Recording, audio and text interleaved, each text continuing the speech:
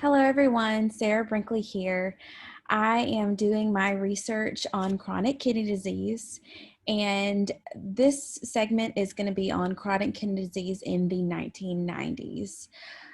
Chronic kidney disease is something that is kind of close to me because my aunt had CKD. She did have uncontrolled diabetes, and so she had uncontrolled diabetes, which caused CKD, which caused end-stage renal disease, which eventually totally took over. So, all right, let's get started. So, chronic kidney disease doubled in the 1990s. Many scholars believe that awareness and research brought about in the 1980s contributed to some of the upward patterns of diagnoses of chronic kidney disease. However, the bigger contributor was obesity, which leads to diabetes and high blood pressure. Both diabetes and high blood pressure are conditions that can cause chronic kidney disease. The percentage of patients diagnosed with chronic kidney disease that were obese at the time grew from 56% at the beginning of the 1990s to 65% at the end. That is quite significant. So the 1990s was the dawn of technology. And because of this, the way that people were dialysized improved.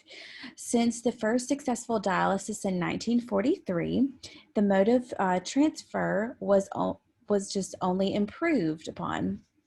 So dialysis treatment centers became more popular than home treatments due to the fact patients found it easier. Home dialysis requires skill and diligence. So chronic kidney disease is hard to diagnose initially due to being without symptoms. Routine screenings are imperative to be able to diagnose this disease early. Many adults go undiagnosed for an extended amount of time due to this. Throughout the 1990s, several technological advances extended the lives of patients. For instance, testing strips for blood glucose with carbon sensors were created for commercial production. The kidneys filter and reabsorb glucose, and if working properly, will exhibit no glucose in the urine.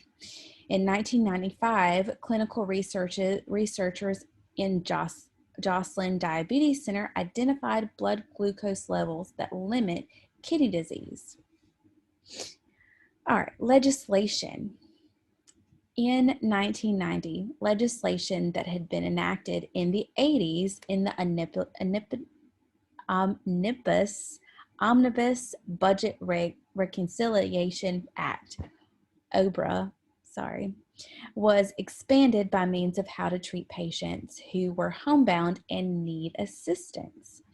OBRA 1990 gave authorization for self-medication of erythropoietin for patients that were not able to leave home to go to a medical facility, and it also modified medical reimbursements. Laws that were amended in 1986 and 1988 on kidney transplantations were reauthorized in 1990. Treating CKD throughout the 1990s became easier with technological advances. More dialysis machines became available, and better versions of the machines were invented to help ease comfort and care.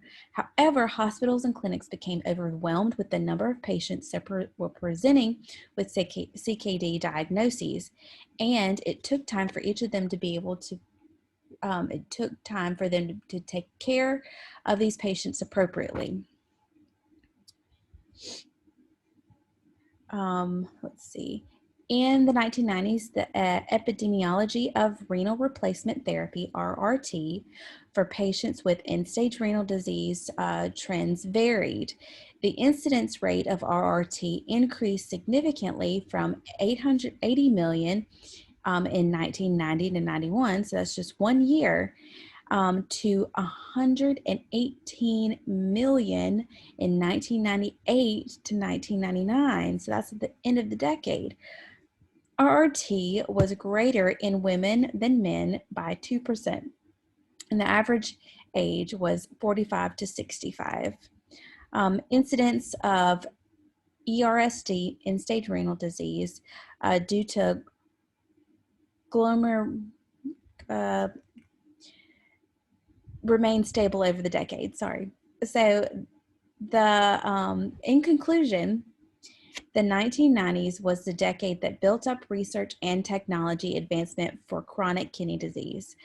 Awareness of the disease had reached the masses, and medical personnel and a large number of patients were being diagnosed.